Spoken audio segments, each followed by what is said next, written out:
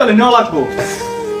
ওরে এত আছে ওরে এ বেটা শুনছস নি কি নবেল তো হুন্ডা চেনের মধ্যে বেটা আড্ডু কই দিছে কি কস? আমি তো তেমন কিছুই জানি না। কি কস বেটা 15 জন বেটা বাইতে ও ও তাহার কথা দেই আহক কি হইছে। আর বেটা অত হাতের অবস্থা ভয়াবহ 15 জন বেটা বাইতে ও কি আইতে পারবো? আমি তো কিছু জানি না। এ বেটা নবেল দিয়ে যাইছে। কি রে বন্ধু, তোর হাতের কি অবস্থা? বন্ধু খুব খারাপ, ব্যথা করে প্রচুর, ওষুধ খায় তারপরে কমে না। কয়দিন ধরে ডাক্তারে যাইতে কইতাছে, এখন আর টিকতে পারতাছি না। দেখি আজকে বিকেলে ডাক্তারের কাছে যামু। বিকালে যেহেতু ডাক্তারের কাছে খুলবি তো এখন একটু খোল দিতে তোর হাতের কি অবস্থা বন্ধু?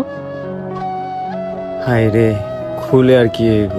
আমার মন তো বলতেছে হাতের অবস্থা আর এরকম নাই।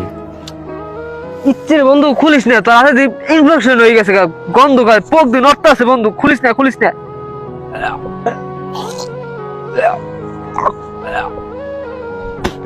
চল চল বন্ধু এই জায়গায় থাকা যাবো না।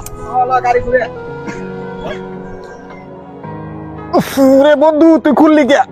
ইস আদের কি অবস্থা! আল্লাহ রে, তোর লগে থাকলে আমার এই অবস্থা। তুই থাক।